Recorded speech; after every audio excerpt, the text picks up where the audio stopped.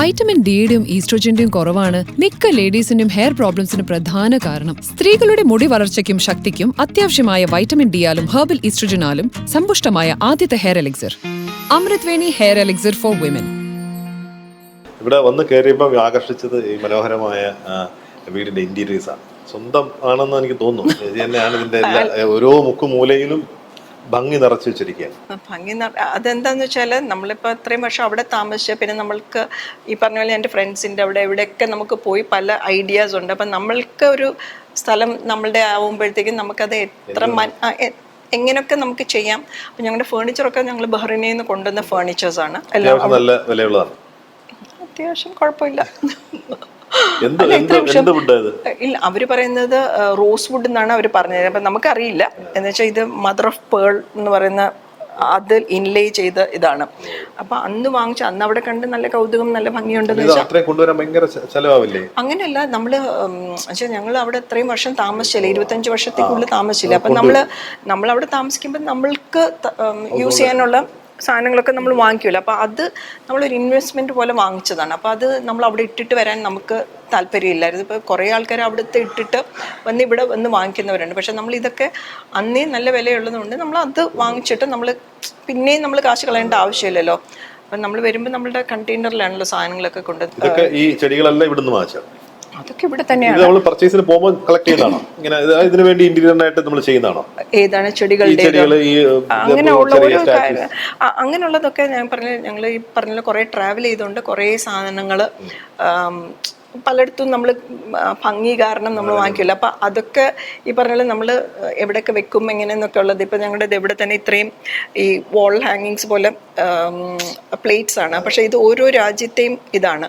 അപ്പോൾ അങ്ങനെ വരുമ്പോഴത്തേക്ക് ഇതിനൊക്കെ ഇവിടെ ഈ സ്ഥലം വാങ്ങിച്ചു കഴിഞ്ഞപ്പോഴത്തേക്കും നമ്മൾ അതിരുന്നൊരു ആലോചനയായിരുന്നു.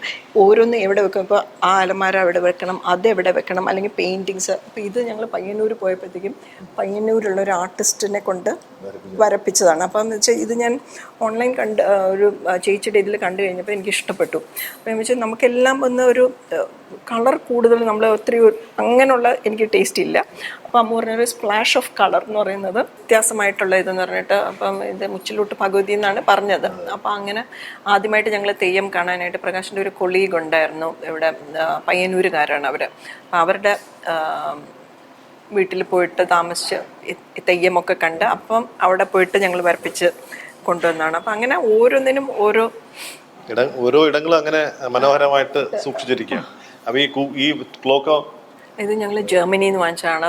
അവിടെ പക്ഷേ ഒരു സങ്കടം ഉള്ളതെന്ന് വെച്ചാൽ ഇത് ഞങ്ങൾ ജർമ്മനിയിൽ നിന്ന് ബഹ്റിനിൽ കൊണ്ടുവന്നപ്പോഴത്തേക്കും ഇതിന് കുഴപ്പമൊന്നുമില്ല. പക്ഷെ ബഹ്റിനിൽ നിന്ന് ഇന്ത്യ വന്നപ്പോഴത്തേക്കും അതിനൊരു കുക്കു ക്ലോക്കാണ്. അപ്പം വന്ന് ശബ്ദം ഉണ്ടാക്കുന്നത്. പക്ഷെ അത് ഇപ്പം ഇവിടെ ഞങ്ങൾ കൊണ്ടുപോയി നന്നാക്കിയെങ്കിലും അത് ശരിയായിട്ടില്ല. ആ ഒരു സങ്കടമുണ്ട്.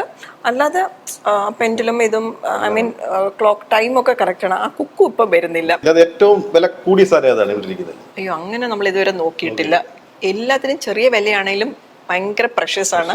എന്ന് വെച്ചാൽ ഇവിടെ മെയ്ഡ് ആരെങ്കിലും വരുവാണെങ്കിൽ പറയുന്നത് ദയവ് ചെയ്ത് എന്ത് സാധനം എടുത്താലും വളരെ സൂക്ഷിച്ച് ഉപയോഗിക്കുക, വളരെ സൂക്ഷിച്ച് വെക്കുക. വെച്ചാൽ ഇതെല്ലാം വെച്ചാൽ നമ്മൾ ഓരോ സ്ഥലത്തെ ഓർമ്മകളാണ്, നമ്മുടെ മെമ്മറീസാണ് ഇതെല്ലാം.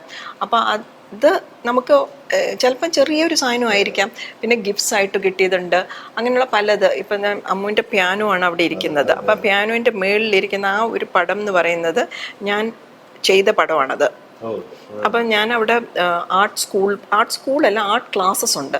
അപ്പോൾ ഒരു അമേരിക്കൻ ലേഡി നടത്തുന്നത്. അപ്പോൾ അവിടെ പോയി കഴിഞ്ഞപ്പോൾ ഡിക്കോപ്പാഷ് എന്നാണ് അതിന് പറയുന്നത്. അതായത് ഒരു പടം തന്നെ ഒരു 5-6 കോപ്പി എടുക്കും.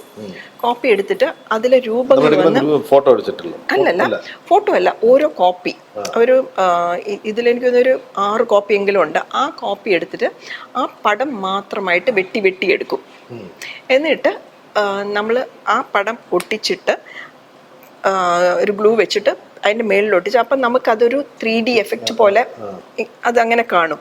അപ്പം ഇതെന്ന് വെച്ചാൽ അതിലെ പടം എന്ന് പറയുന്ന ഒരു പിയാനോ വായിക്കുന്ന കുട്ടിയായിട്ടാണ്. അപ്പം അമ്മു വന്ന് പിയാനോ വായിക്കും.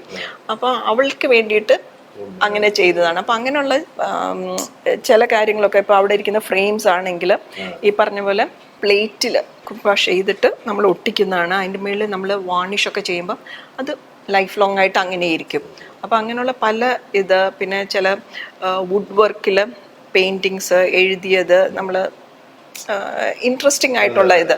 അപ്പോൾ അതൊക്കെ എന്ന് പറയുമ്പോൾ എനിക്ക് ആർട്ട് ചെയ്യുന്നുണ്ട് ചെറുതിലേ മുതൽ സ്കൂളിലെ പഠിപ്പിച്ചുകൊണ്ടാണെന്ന് തോന്നുന്നു അതിന് വലിയൊരു ഇൻട്രസ്റ്റ് ഉള്ളതുകൊണ്ട് ഇത് പോയി എന്ന് വെച്ചാൽ അമ്മു സ്കൂളിൽ പോകുന്ന സമയത്തിന് എനിക്ക് കുക്കിംഗ് കഴിഞ്ഞാൽ എനിക്ക് വേറെ ഇതില്ലല്ലോ. അപ്പം അങ്ങനെയൊക്കെ പോയി പഠിച്ച് ചെയ്ത കുറേ കാര്യങ്ങൾ. അപ്പം അതിൻ്റെ എല്ലാം നമ്മളുടെ വീട്ടിൽ അവിടെ ഇവിടെയൊക്കെ ആയിട്ട് ഓരോന്ന് വെച്ചിട്ടുണ്ട്. നമ്മളിവിടെ കയറുമ്പോൾ ഒരു പീസ് ഉണ്ട്, ഒരു സമാധാനം, അത് ഫീൽ ചെയ്യുന്നുണ്ട് നമുക്ക്.